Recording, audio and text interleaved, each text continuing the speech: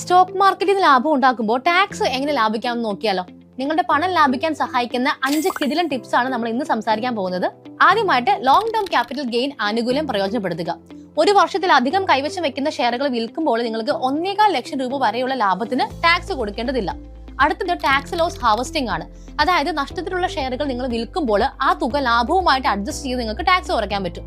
നിങ്ങൾ സ്ഥിരമായിട്ട് ട്രേഡിംഗ് ചെയ്യുന്ന ആളാണെങ്കിൽ തീർച്ചയായിട്ടും ഇതിനെ ഒരു ബിസിനസ് ഇൻകം ആയിട്ട് കണക്കാക്കുന്നതാണ് ബുദ്ധി.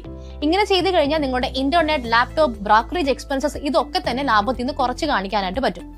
ടാക്സ് ചെലവുകൾ ഇരട്ടിയാക്കാനായിട്ട് ഒരു HUF അക്കൗണ്ട് തുടങ്ങുന്നതിനെ കുറിച്ച് നമുക്ക് ആലോചിക്കാം. വ്യക്തിഗത സ്ലാബിന് പുറമെ HUF അതായത് ഹിന്ദു അൺഡിവൈഡഡ് ഫാമിലി ബിസിനസ് അതിന് ലഭിക്കുന്ന ടാക്സ് ഇളവുകൾ കൂടെ നിങ്ങൾക്ക് ലാഭം ഉണ്ടാക്കാൻ പറ്റും.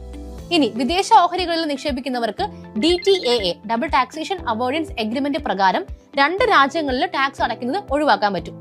ഷെയർ വിറ്റ് കിട്ടുന്ന പണം കൊണ്ട് വീട് വാങ്ങുകയോ പണിയുകയോ ചെയ്തു കഴിഞ്ഞാൽ സെക്ഷൻ 54F പ്രകാരവും നിങ്ങൾക്ക് ഇളവ് ലഭിക്കും. അപ്പൊ ഈ അറിവുകൾ കൃത്യമായിട്ട് ഉപയോഗിച്ച് കഴിഞ്ഞാൽ ടാക്സിനതിൽ നിങ്ങൾക്ക് വലിയൊരു തുക ലാഭിക്കാൻ പറ്റും.